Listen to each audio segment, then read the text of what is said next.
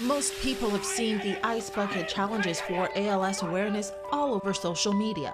But how many people have actually seen what it is to live with ALS?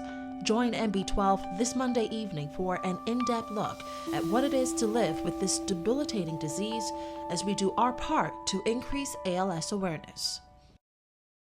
Two men charged with the murder of Mackey. Organizers of a gay pride event received death threats. The opposition slams the delayed opening of BAMZ.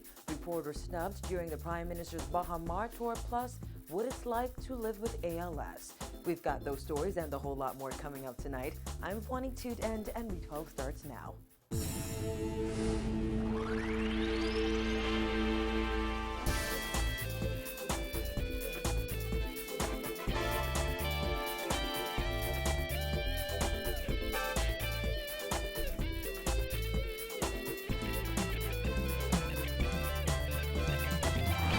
Topping news tonight, 1 week after the brutal murder of Bahamas Information Services Deputy Director Mackey, two young men have been charged in connection with his killing. The suspects claim they were beaten while in police custody. Simone Davis has the details in this report.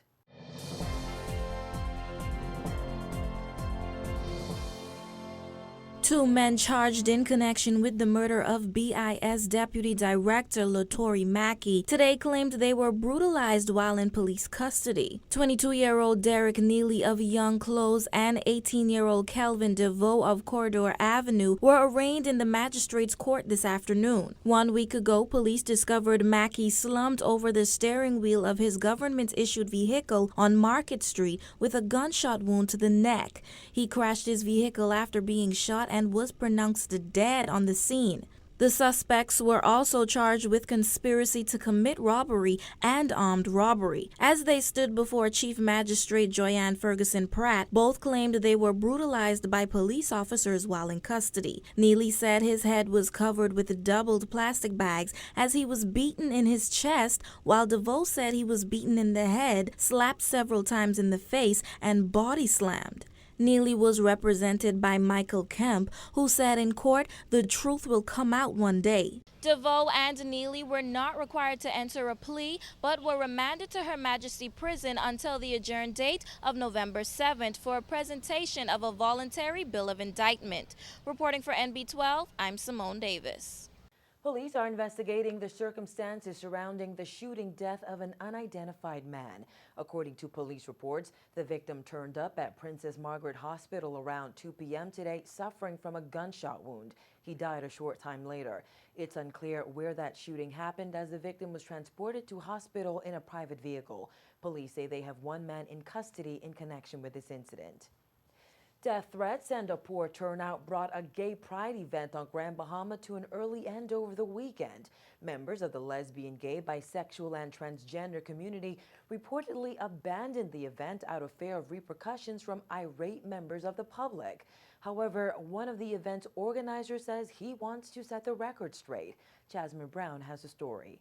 Rollins says not only were members of the LGBT community scared away, but also people that they planned to honor at the event. The events began on Friday and were supposed to end on Tuesday, but the festivities were cut short.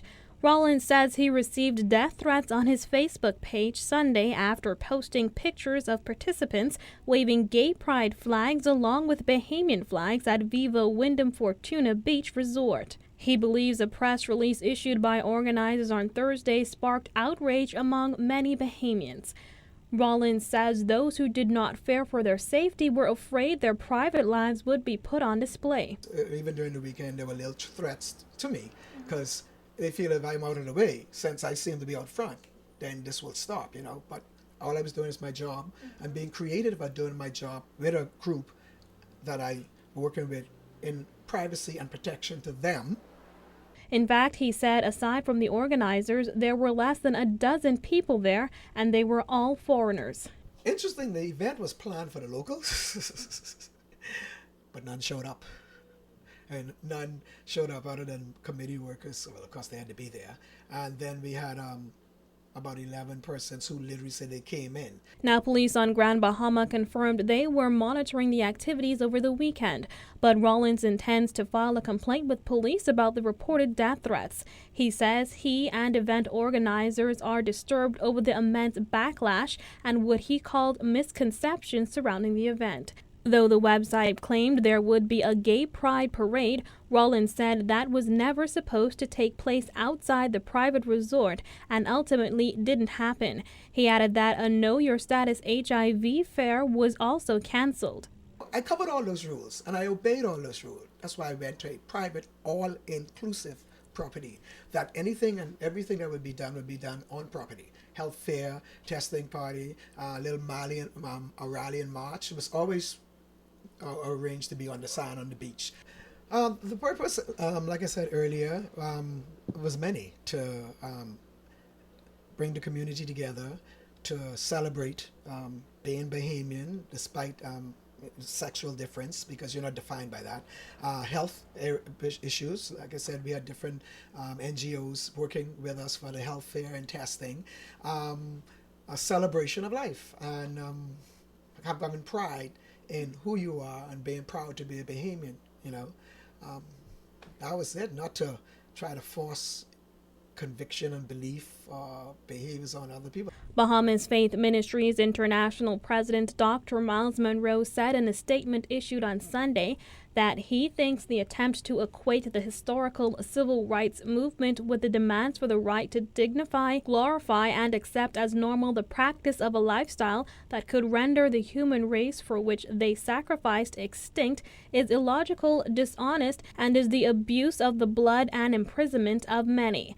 Reporting for NB12, I'm Jasmine Brown. The Free National Movement blasted the Christie administration over its failure to meet the proposed deadline for the opening of the multi-million-dollar Bahamas Agriculture and Marine Science Institute. The Andros facility was scheduled to open this week. However, officials say it's not quite ready. Kyle Joaquin accompanied F&M officials on a tour of BAMZ and filed this report. Despite the efforts of some contractors who have been working 7 days a week, BAMZ, which is described by some cabinet ministers as the legacy of Prime Minister Christie, does not appear to be anywhere near completion and thus not ready for a September 2014 opening. This institute is the vision of Prime Minister Perry Christie. We bring the College of the Bahamas and the private sector together to achieve a common goal.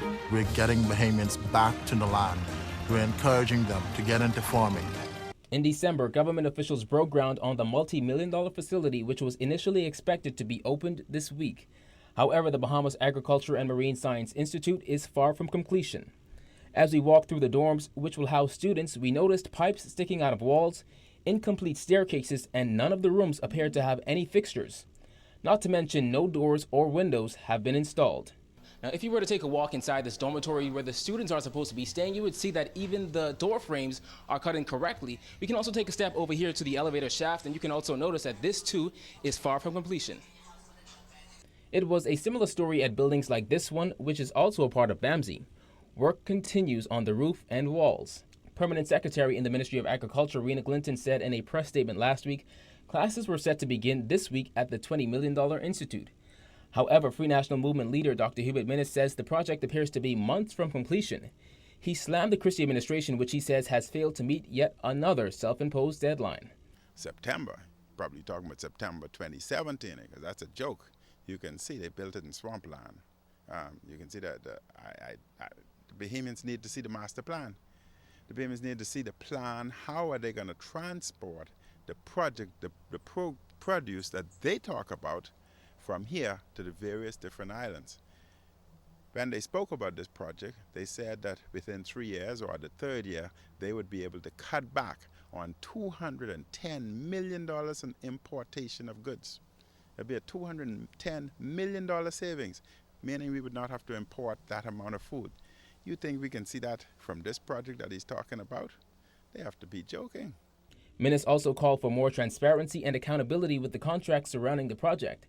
Minnis believes it is millions of dollars over budget. From what we've seen, you know you will need millions more to complete this project. That's excluding landscaping. the master plan, all of that must be done.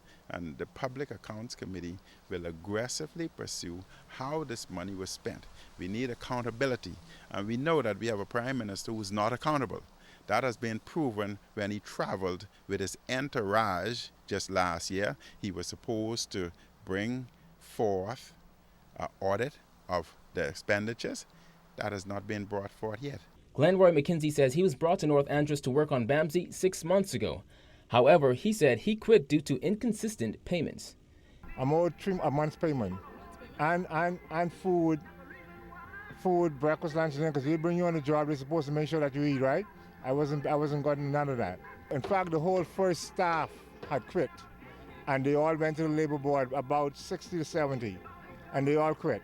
NB12 contacted Agriculture Minister V. Alfred Gray, who confirmed that the government is aware of those issues and spoke with the contractor. Those employees have since been directed to go to the Department of Labor. Gray also admitted that the government had plans to begin classes today. However, he said there were some minor setbacks which forced them to postpone the opening date. He said the facility should be ready to open in about 2 weeks. Reporting from North Andros for NB12, I'm Kyle Joaquin. Here at NB12, we've received lots of ice bucket challenges to bring awareness to ALS. Well, we won't be doing any ice bucket challenges tonight, but instead we thought we'd show you just how difficult it is to survive this disease.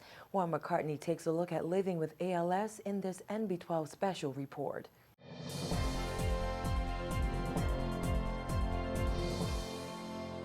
ALS, amyotrophic lateral sclerosis, otherwise known as Lou Gehrig's disease, can affect anyone, regardless of race or gender. Though ALS is more common among white males, many different races develop the disease, which mainly impacts those between ages 40 and 70, although people in their 20s and 30s can also develop it. Ednal Smith was not yet 60 when he started complaining to his wife about a pain in his leg. When he was finally diagnosed in January 2006, no one realized how quickly the disease would take over. It destroyed the neurons in the nerve endings that sent signals from his brain to his muscles. This spread from the left leg to his right foot and all the way up his body until he lost almost complete motor control in just over a year, even his ability to breathe on his own.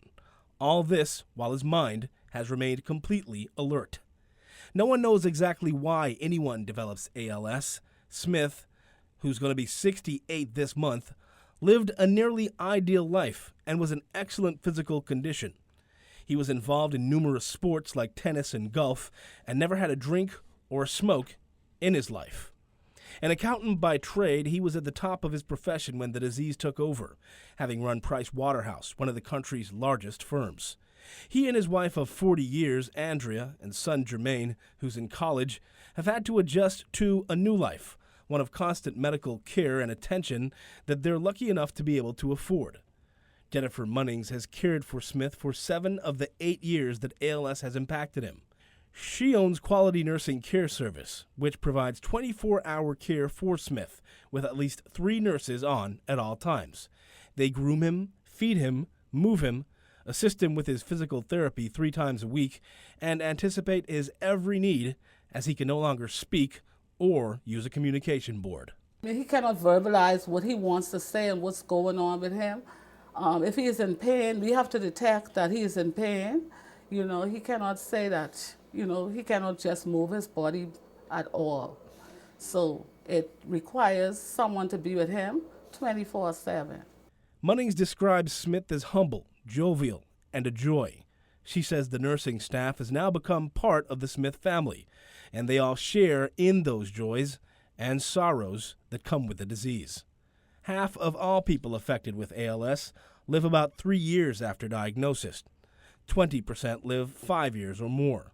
Only up to 10% will live more than 10 years. But Munnings says through all of these tribulations, Smith's faith has only grown stronger. He attends church. We take him to church. He attends St. Paul's Catholic Church in Laifaki, and we try to take him out as often as possible. His pastor, his priest, Father Kenny, he's very instrumental in his care. He comes on a weekly basis to administer communion, and we are so grateful for that. We also engage in devotion and to keep his spirit up. He also stays as active as possible.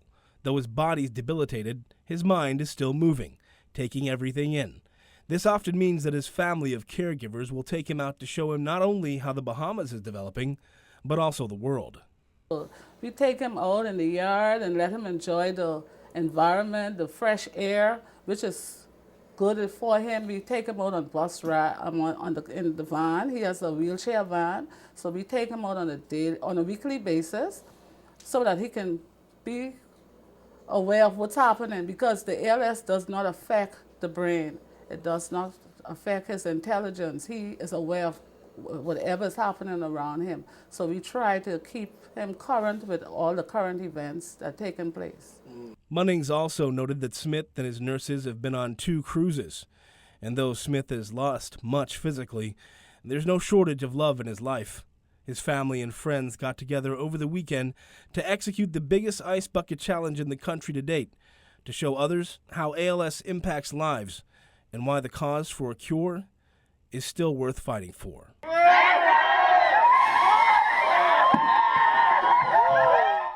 Reporting for MB12, I'm Juan McCartney.